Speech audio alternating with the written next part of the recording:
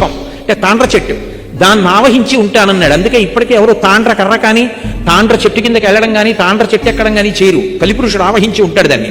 నేను తాండ్ర చెట్టును ఆవహించాడు.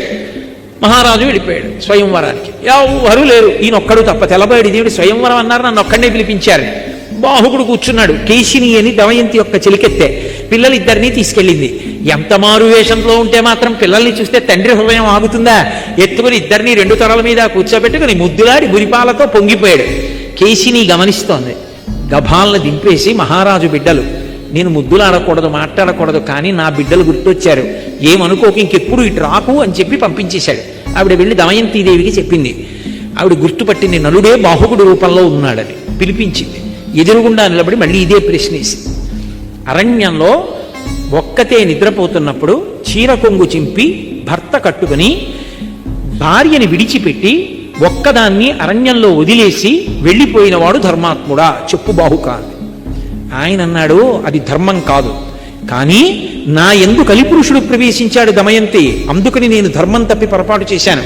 నీ ఎందు ఏ కలిపురుషుడు ప్రవేశించాడు, నువ్వెందుకు ద్వితీయ స్వయంవరానికి ఒప్పుకున్నావు, తప్పు కదా అని అడిగాడు. త్రికరణ శుద్ధిగా నాకు ద్వితీయ స్వయంవరం మీద అనురక్తి లేకపోతే నీకోసమే నేను ద్వితీయ స్వయంవరం ప్రకటించుంటే దేవతలు పలికెదరుగాక అంది. వాయుదేవుడు వచ్చి నిజం చెప్పాడు, ఆమె నీకోసమే ద్వితీయ స్వయంవరం ప్రకటించిందని. వెంటనే కర్కోటకుడిని తలుచుకున్నాడు. దివ్యవస్త్రం వచ్చింది, కప్పుకున్నాడు. నలుడైపోయాడు. నలుడైపోగానే దమయంతిని స్వీకరించాడు. చాలా సంతోషించాడు. మళ్ళీ తన రాజ్యానికి వెళ్ళాడు. దయాదిని పిలిచాడు. ఈసారి గెలిస్తే దమయంతి నీది, ఈసారి గెలిస్తే రాజ్యం నాది అన్నాడు. ఎందుకని ఈసారి కలిపురుషుడు తనలో లేడిక, తనది గెలుపు, ధర్మం తనది కనుక. ఎక్కడ ధర్మం ఉందో అక్కడ గెలుపు. పాచికలు వేశాడు. వెయ్యగానే నలుడు గెలిచాడు. దాయాది వెళ్ళిపోయాడు. రాజ్యంతో తొలతూగాడు. అప్పుడు కలిపురుషుడు వరమిచ్చాడు.